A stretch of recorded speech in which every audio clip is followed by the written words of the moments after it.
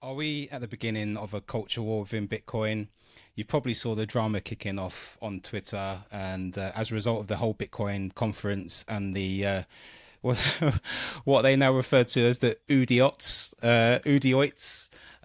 You saw the two Taproot wizards on stage of Bitcoin Magazine's conference in Miami 2023, and it's caused a bit of a ruckus, I think you would say. And yesterday there was a debate on Twitter Spaces hosted by, who was it? The Bitcoin. Um, Not toxic happy hour. no, it wasn't. The Bitcoin show. The Bitcoin show. They Exactly. Yeah, yeah. hosted, and they hosted something called the Udi versus Foss debate, and it was an hour and 40 minutes of pretty much a shouting match between Greg Foss and Udi, and it was all. It came about as a result of Udi's time on stage with another Taproot wizard whose name escapes me at this moment in time. Eric Wall. Eric, and it was mediated by what's his name, Rizzo, and there was a little bit of a debate on stage at the time during the whole Bitcoin Magazine conference between our Taproot wizards and everyone else on stage. Who was on there? Shinobi was there as well, wasn't he? On Yeah, stage. and a blue hair Bitcoin, I think is his username on Twitter. I don't remember these guys by name. I just know their Twitter profile pictures. Yeah, and I remember when it all happened, there was a little bit of activity on Twitter around that. But then Greg Foss was on Cafe Bitcoin, I think it was, when he had this bit of a Yeah, rant. And when he went, is my mic on? Yes, you're on. Fuck you! okay, now he went full Greg Foss. Um, this guy lost his absolute shit, and yeah, he wasn't Isn't it? happy.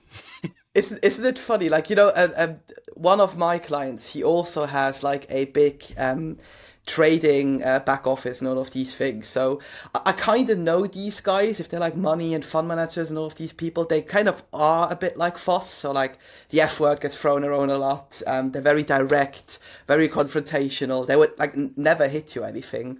And I like genuinely believe this with Foss, but it was funny to see because he totally baited like the the continuously hard punches that like Udi is throwing on Twitter to just rally them up and to completely fail for it. I kind of blame it on his age. Maybe like as a boomer, he's not getting that we are like taking the shit out of him, taking the piss. Yeah, yeah. Oh, this is going to be great again for YouTube. But that it was funny. Yeah, it was just funny. That's all I can say. Yeah, Greg Foss took his gloves off for this fight, and yeah, he went all out. And I, I listened to what he said, and I wrote it down. And Oh, nice. let's listen to me just saying the words rather than shouting it down the mic in Greg Foss style. But fuck you guys, you're not doing the work. God fucking damn it, that Bitcoin magazine. What a fucking joke. Two fucking idiot wizards on stage. This is not a fucking joke, people. Fucking idiots. Oh, God. Our children are at risk, and we get these fucking two clowns on stage. What was that? You got the video. You got the video. Was that my phone? It was, wasn't it? Mate, see, I've been watching it. That was accidental, by the way. No worries. We got these two fucking clowns on stage. Fuck you, Bitcoin Magazine. You fucking drop the ball. Do the work. This is not, mate.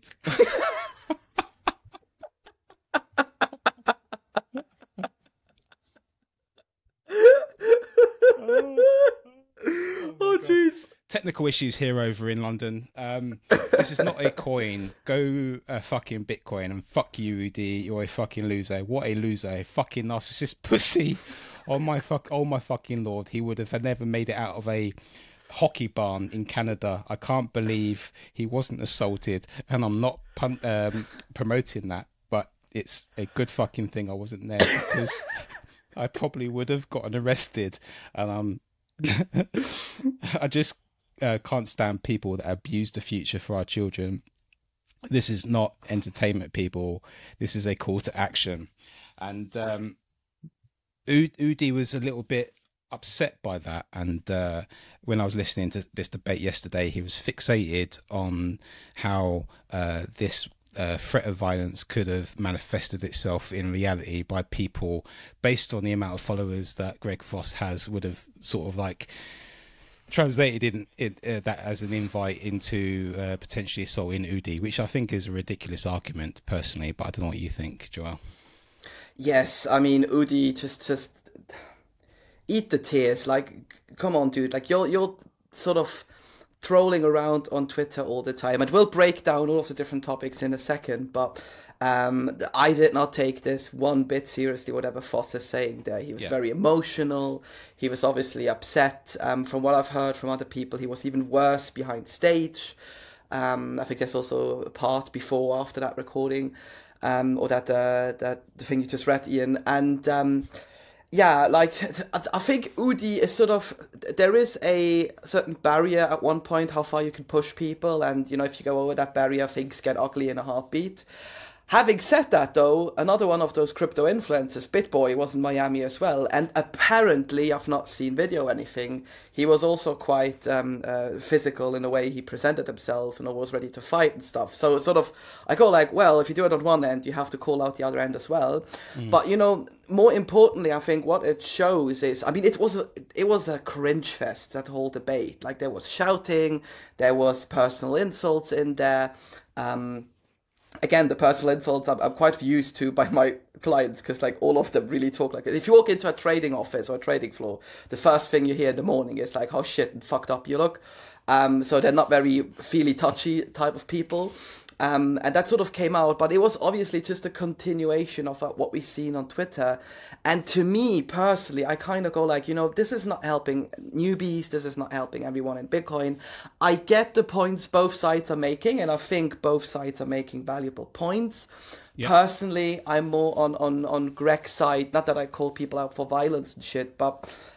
it gives a sour taste if just before them, a presidential candidate is on stage doing a pretty good speech, sort of opening up the gates for people to maybe get in touch with Bitcoin. And then if they, you know, go onto the YouTube channel or watch the live stream, the debate after that, they sort of see these two wizard guys. And, you know, again, fair point.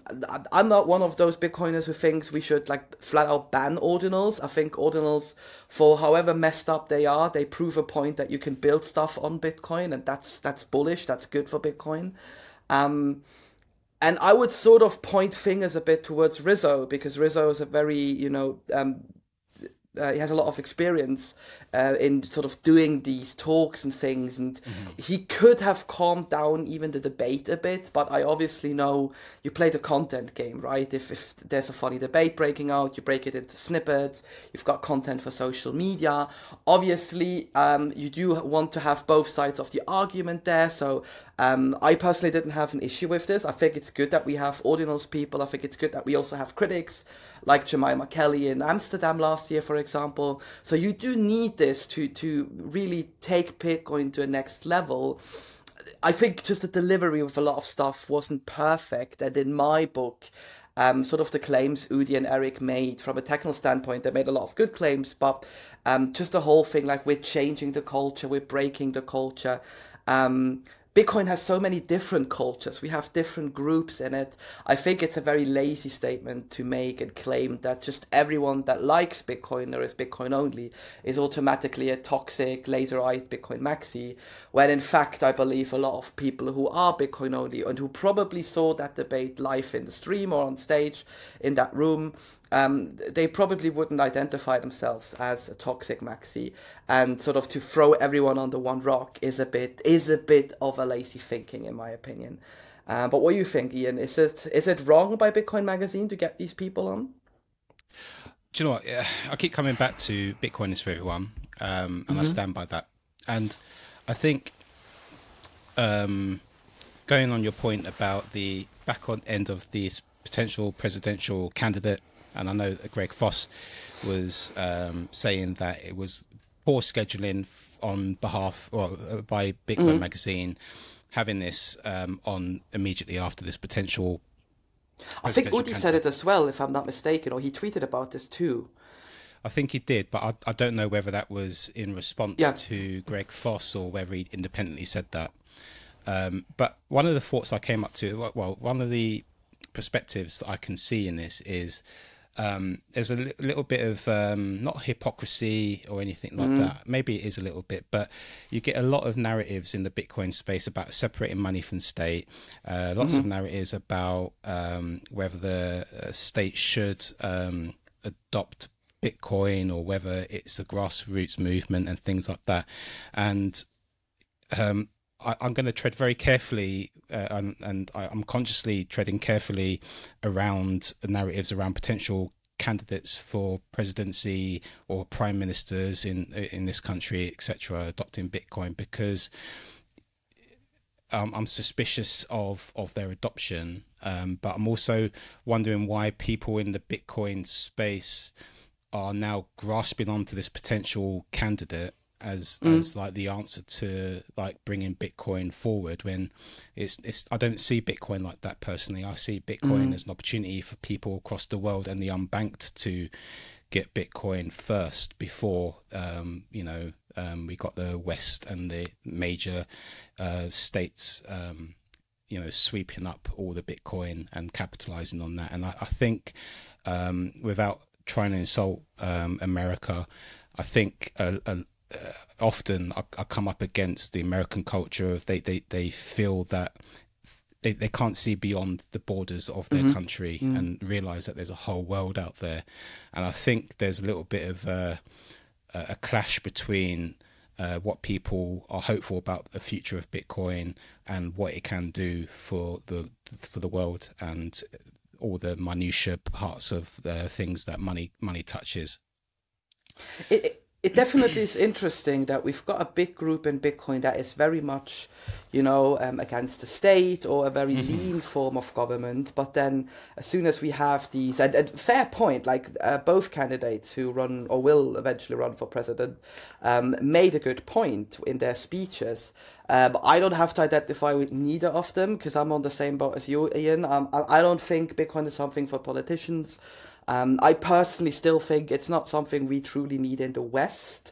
Yes, you saw the first barriers breaking if you think about the trucker protests, or even over here in Europe, if we got like high inflation, for us high inflation, still very relative with other countries. But obviously we don't need it as much, and I preferably would like to solve problems like remittances issues, like being able for countries or nations in the Deep South to have a stable currency. And even with Bitcoin's volatility, it's still more stable than the local currencies. And I guess that is the stuff I'm more interested in. And then just the whole topic, generally speaking, again, I'm in big favor of having everyone on board. I'm also in big favor of having Bitcoin critical people at these conferences, and really looking at the tech that's being evolved, like the whole Ordinals thing, for example. Yeah. I think it's interesting. Do I have to agree with the images on it? Totally not. But it's a good concept to show, hey, Bitcoin's not slow or anything. You can actually use a lot of those attributes which are built into Bitcoin to, come up with something different. And whether that is wizards dancing, if people like it and they spend money for it, great. The miners will reward it.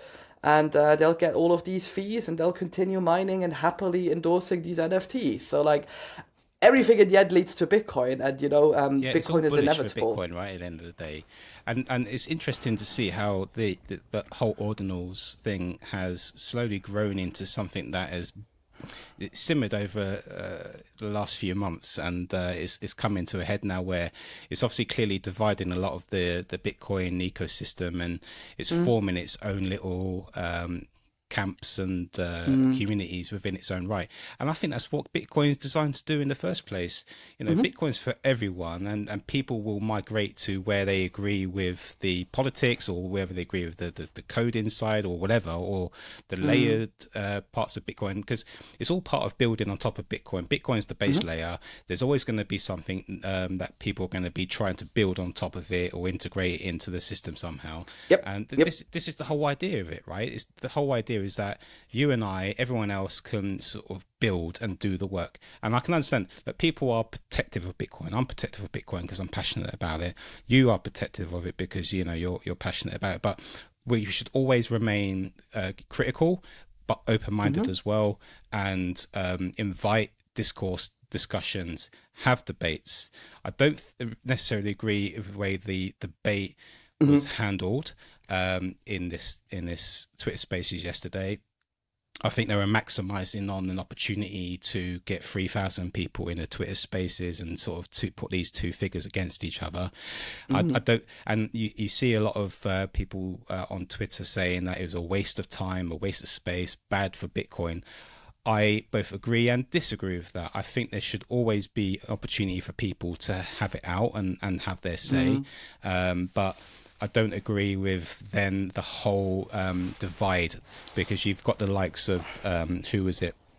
McShane was throwing snipey remarks towards Greg Foss on Twitter. And you had, who was it? Who's the other guy? CT, is it? CZ from Binance. No, it wasn't him. Oh, CK Snark, sorry, yeah, CK. He was making snarky comments as well, and you got the likes of Yellow, who was sticking up for Greg Foss. It's clearly sort of creating divides in Bitcoin, and that's okay. It can do. Bitcoin doesn't give a shit. It's always going to exist. TikTok next block. Form your own camps. Form your own communities. But it seems like people are just sort of like hunkering down and sort of like trying to pit each other against each other, and I think that's unhelpful. I think we should just be open and discuss things like mature people that we can be. And listening to this debate yesterday, it did become a little bit juvenile. Yes, Greg Foss did apologize a little bit. He apologized, he put his hands up, but then there was a caveat about, I will apologize, but only if you admit that, you would dancing on the grave of Bitcoin, and Udi wasn't conceding on that. And then it just became throwing things from the past, like he was bringing up the fact that Udi had once promoted FTX, and then Udi was saying something about Greg Foss promoting Grayscale. Was it Grayscale at some stage? And all of that is unnecessary. That's just shit throwing. And I think maybe what Greg Foss could have done, if I was in Greg Foss' shoes and I had that emotional, angry response on the Twitter Spaces, look, it was angry, it was very shouty, it was kind of aggressive, and he did sort of like indicate that if Greg Foss was nearby him, that he would have got a slap. Fine. And if he said that, look, put your hands up and apologize for it. Sometimes we get angry, sometimes we lose our shit, sometimes, we say things that we don't necessarily mean. What I think was a missed opportunity here was that Greg Foss should have just apologized and said that it was a moment of anger and frustration and listed the reasons why, and left it at that. And then that would have disallowed the likes of Udi and everyone on that debate that was on Udi's side to come at Greg Foss with other stuff to try and get him to sort of like concede somehow, or sort of like surrender. I don't know what you think about that. Yeah, totally. I mean, at the end of the day, Udi is very good at like pointing fingers, being the dick in the room, and sort of provoking everything up. But what I really don't like is we really had OG Bitcoiners like a Dan Held, for example, who's now sort of totally on this board of the Wizard crew. Fair to him, he can do whatever he wants. But he then sort of posts like all the Lightning people these days are, the folks who are sort of the Bitcoin cashers in 2017, and sort of they're the ones fading out. And I sort of go like, you know what, just go fuck yourself. Because like comparing that to, first of all, just from a technical standpoint, one wanted to increase the block size tremendously, and Lightning is an addition to actually take pain away from the blocks. execute those micropayments in a channel system and bring them out with one transaction and bring them back with a closing one to sort of open and close the channels. And it gives a whole other different opportunity for people to like route their payments and things. This is just fundamentally different from what cash and all of these things are. And then on the second standpoint, like Bitcoin was intended to be a peer-to-peer payment system. So to come up with the fact that like just because a lot of the toxic maxis apparently like Lightning and sort of promote it compared to what they would usually promote with NFTs and stuff, that then is sort of, oh, now we attack the technology. That's where sort of I go, you know what, now this has to stop, because they are very, very important projects on Lightning, happening custodial, non-custodial, whatever camp you want to go into. And these are sort of the things to really make Bitcoin accessible in everyday life. And if you then have these culture wars, which are inevitable as well, we will have many of them in the near future as well. The more people that are going to come into Bitcoin, the more likely it's going to be that people are going to clash. And that, yes, all exactly. this is bullish for Bitcoin, because there's more people in the space that have got different opinions about where Bitcoin should go. And I think we should view this as a good thing, ultimately, because look, Bitcoin's for everyone, right? Totally. And at the end of the day, you know, just like, do I want to have Udi censored from a conference? Only if he behaves like a dick. So if he's up there to intentionally provoke people to, you know, worst case, like get a fist thrown at his face or whatever, I would sort of sit him down and go like, listen, mate, we want to have you here because it's healthy to have these debates. And I also have once gotten into, and I wouldn't say an argument, but like a back and forth with him about Lightning. And, you know, you have these different approaches, and that's good. I just think from Bitcoin Magazine's standpoint, they should maybe organize these conferences a bit cleaner. And what I mean by this, 2 examples. Ticket prices. A general admissions ticket, I think, was $1,000. They had some like sales in these things, but it was quite expensive. And from what I've heard and from I've read, for example, from Susie's, Decentra Susie's Substack and City AM column, it was quite divided in the conference as well. So just because you got a ticket, you didn't get into everything. And apparently a lot of like the nice stuff was only accessible with the more expensive ticket. And I think these things are, on the one end, obviously economical. They have to turn a profit as a company, Bitcoin Magazine. They have to eventually make money on these things. But then sort of do it in a fashion where you get the most people in there and that they get the most out of it. Because, like, I don't want, you know, a chess corner in a huge convention center. Maybe it would be cool to host a couple of Lightning workshops, to host a couple of Ordinals workshops even. Bring all of that tech in, right? And show people Bitcoin and sort of not the whole culture thing around it. Yeah. So that's one thing. The other thing I did not like was just generally, like you said, the whole organizing. The panels also at times felt very boring. If you've ever watched one of these conferences, it's always the same. So I wish that there was more discussions, maybe more debate happening in the future. Because I truly think that the Bitcoin Magazine people, if you know them personally and you've met them, they're good guys. That like CK and McShane are now defending, you know, their employer, essentially. I understand as well, right? Like they're not going to go up against them. But there are a lot of things, I think, just from an organization standpoint that they could improve. And for my liking, keep the conference smaller, keep it nice and tidy.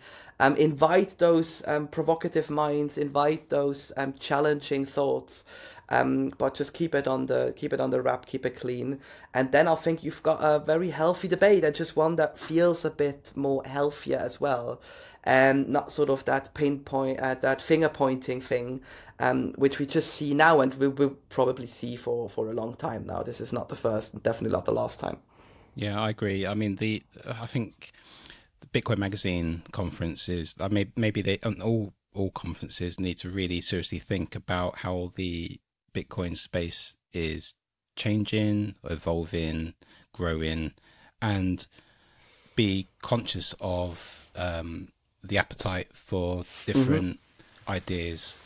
Yes. Because, you know, it was very American, and I know what I'm saying. I know the fact that Bitcoin Magazine is an American company. I know that the conference was held in Miami.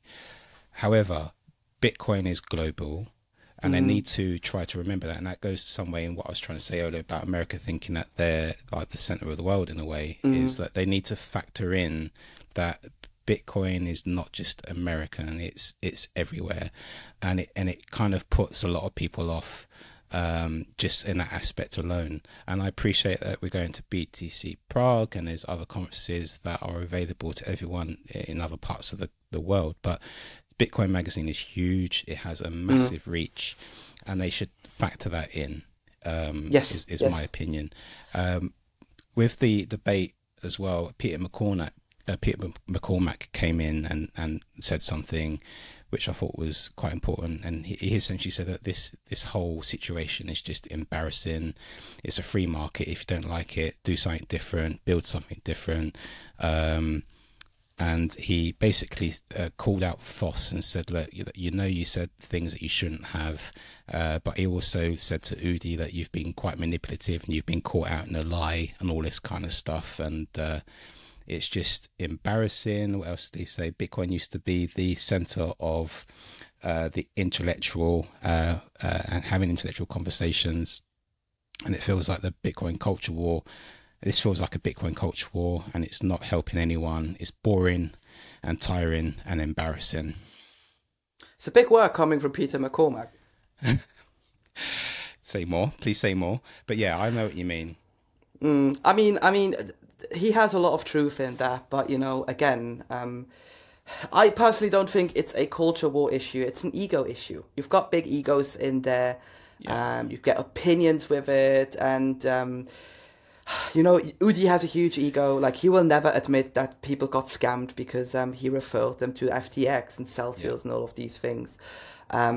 Just as much as Peter will probably not admit that he should have been more critical with his sponsors, or that he potentially should question a lot of the stuff more that is being presented to him. Because what I don't really like in that whole egomaniac thing, and I'm talking about the big influencers here, is whenever you have the shows and whenever there's nothing crazy going on, it's like, oh, this guy is my mate, like, we've gone on drunken whiskey, I'm shooting a documentary with him, we've got him on the podcast and stuff, and it's all very friendly, it's a big friend group. But then as soon as a friend breaks out, which inevitably will happen, you have fights with friends, of course it sort of becomes like, oh, you should behave. And I sort of go like, really, that's big work coming from you. So I think everyone should just take a chill pill, take a few days, maybe even log off Twitter, experience Bitcoin in the real world. Like, don't go online all day long, go to merchants, speak to people at a meetup, and sort of try and see it from different perspective, being open-minded enough to have everyone on board. And if that pushes Bitcoin forward, great. And if not, it will find another way either way, sorry. It's true. The saying "slay your heroes" is true here, because, and you're right in what you say about Peter. And you do reach, I imagine, with these people, like, a level of recognition amongst being an influencer in the space, and that I suppose you're always in danger of huffing your own farts and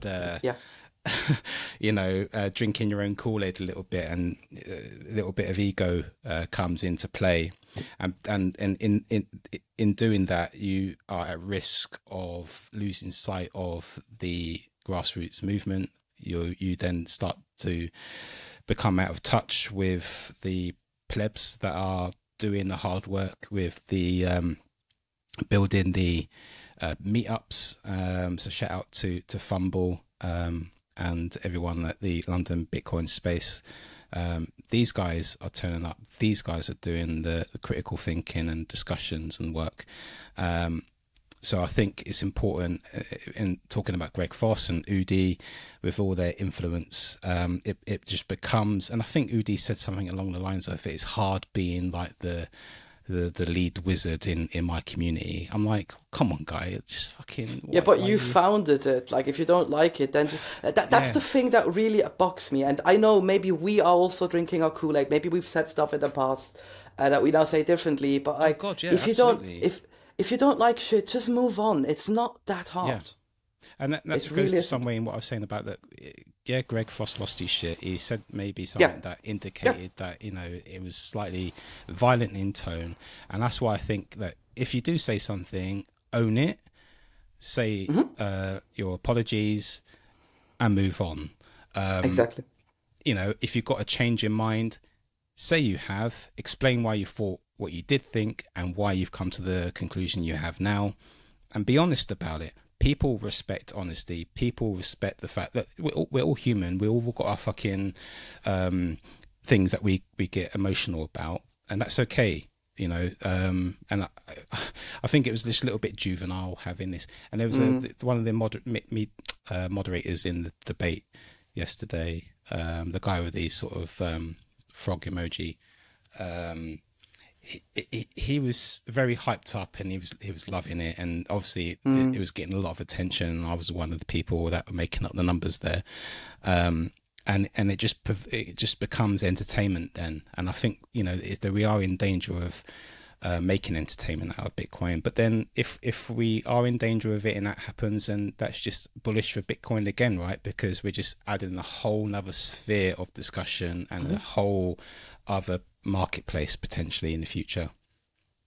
I've been to finance conferences and sort of fintech events where I've seen people fight in person because they didn't agree on how a certain process in a user experience should be built within an app. So this happens in every industry, but I Of think course. it's like you say, Ian. It's juvenile. It is more entertainment. Full on. I've heard the whole thing and I'm just laughing halfway through Yeah, it because you gotta enjoy yourself a bit. of Can't be course you do. sitting in front of Netflix all day. Mate, put it this way: Bitcoin's been quite boring over the last few months, isn't it? And this was a Yeah, little, exactly, this exactly. was a little bit of a maybe there's a lot of people kind of getting a little bit kind of tetchy now because there's not Mm. much happening in the space, and people's frustrations are starting to come out Hmm. a little bit. Hmm. Maybe there's part of that as well. Yeah, definitely. But at the end of the day, if you like it, you keep moving on, you keep building, you keep educating, whatever your mission and your drive is. If you don't, maybe you'll find another way. And this is what I'm saying. Ordinals, these whole, even the BRC20 stuff, which, yes, there were a lot of scams. They always are with these modern technology things. Hmm. This happened also with the internet and with stuff like email and things.